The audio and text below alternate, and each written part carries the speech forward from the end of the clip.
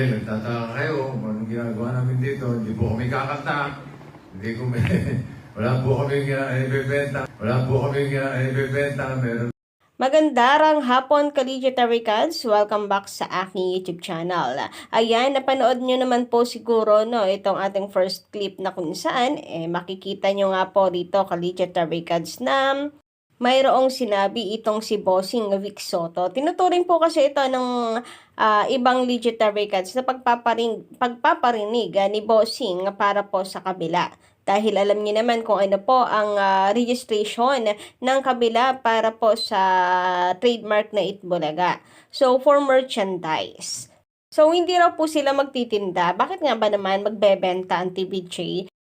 For entertainment, ang kanilang registration, classification 41 ang nasa kanila ka-legit cards. So, di ba? Kung meron mang dapat na magbenta dito ay yung mga naka-registered for merchandise. Kiniklaim nila na nananatili na nasa kanila ang trademark na yon dahil hindi pa yon final decision. So, okay, palagay na natin, di pa yun final decision. Nasa kanila pa raw ang Itbulaga. Ang kaso, hindi na rin nila magagamit kahit ipagpilitan na naka-registered pa rin sa kanila ang titulong Itbulaga. Wala permanently po ang nakalagay doon. So, bawal talaga nilang gamitin ang Itbulaga. Ultimal EB, bawal nilang gamitin po yan. So, itong segment nila na nakapending na EB Happy, di na nila po pwedeng gamitin yan. At the same time, yung mga, basta lahat po na may EB. Kanta, logo, di ba? Collegiate Americans. So, paano na yan? Natahimik po pati po si Paulo Cointis, Collegiate Americans. So, wala rin siyang ginawang kahit na ano pong ingay ngayon. Tahimik po siya. Actually, iniintay po ng mga netizens ang kanya pong pahayag patungkol po dito sa naging desisyon ng Regional Trial Court. Baka kasi mamaya niyan, kagaya ng sinasabi po ng mga Tape Inc. defenders na kung saan, alam na daw na Attorney Buko ang resulta. Menekos-mekos na nga daw po ata. Anyway, mabalik nga po tayo sa ating pinag-uusapan hinggil po dito sa sinabi ni Bossing. So ano kaya? Bakit kaya nabanggit iyon ni Bossing? Sinasadya kaya yon ni Bossing para paringgan ang Tape Inc. Pero ako, sinasadya man po yan o hindi. Basta ang nilalaman po ng buong announcement na yan ang napaka-importante. Walang iba kundi ang panalo po tayo at sila na lamang po ang Itbulaga. Kasi sila naman talaga dapat. At sila lang naman talaga yon. Anyway, pag-usapan naman po natin ang tungkol dito sa komento ni Power of Light. Sabi niya kasi dito, total, nanalo na ang TVJ, hindi po ba po pwedeng hayaan na lang ang kakayahan ng Tape Inc. So, patungkol po ito sa pang-ookray ng mga netizen at ng mga legendary cards sa logo ng Tape Inc. Kasi kamukha nga raw po ito ng Sunday Pinasaya at hindi lamang po yan, pati po itong mga nakalagay sa background po nila, yung bahay, yung jeep, ay talagang galing din po sa Google. Hindi man lang po nag-create ng sarili nila. Parang ma-appreciate pa kung drawing, kung painting, or kung ano man, ka-OG. Hindi yung basta pinulot na lamang po sa Google. So, sabi nila dito, pinaninindigan talaga nila ang pagiging copy-paste, ang pagiging copycat, ang pagiging walang originality at creativity. So, dahil dyan, sabi dito ni Power of Life, baka naman daw, dahil panalo naman na ang TVJ sa laban, ay hayaan na ang taping sa kakayahan nila. So, wag na lamang mag-focus at ubusin ang energy sa kanila kasi TVJ na ang nanalo TVJ na ang Itbulaga ngayon. Wala na daw kahati. Well, ako guys, gustong-gusto ko mag-move forward na lamang. Hayaan na po ang Tape Inc. ngayon. Pero hindi po natin kasi maiiwasan or hindi natin mapipigilan lahat na tigilan ang Tape Inc. dahil ultimo Tape Inc. ayaw pa rin tigilan ang TVJ. Oo, nasa TVJ ang Itbulaga pero nananatiling umaapila pa rin sila Meaning nito, napakalinaw, ayaw pa rin po nilang lubayan ang TVJ, ayaw nila pa rin tigilan ang TVJ.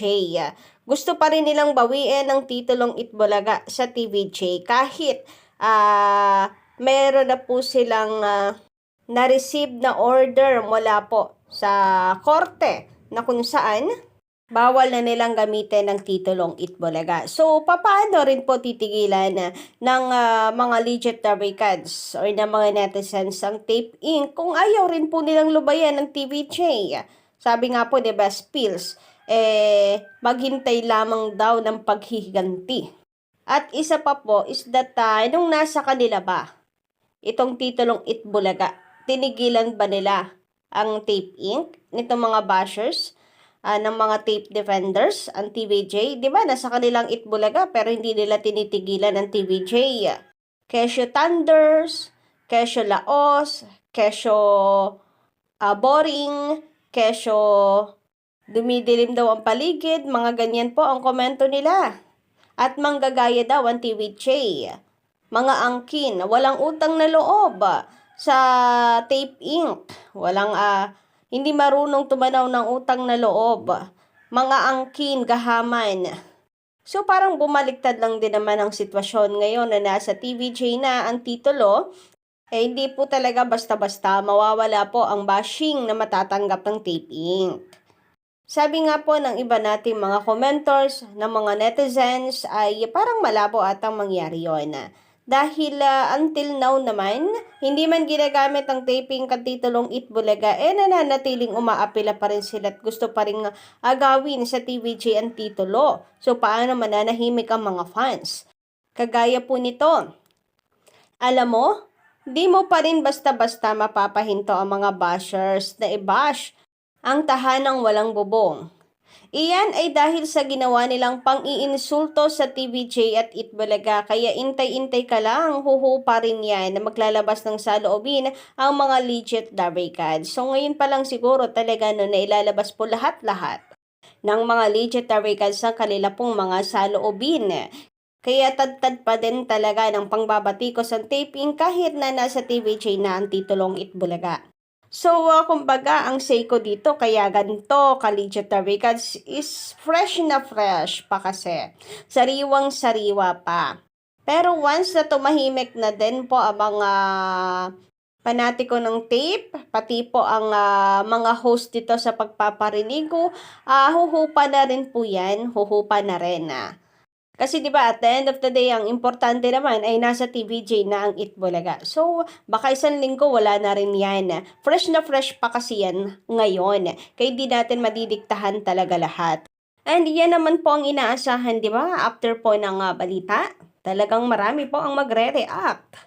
Lalo na at nanalo sa laban ang TVJ matapos po na ang ng Tape Inc. Ang titulong Itbulaga, sabihan po ang TVJ na mga empleyado lang.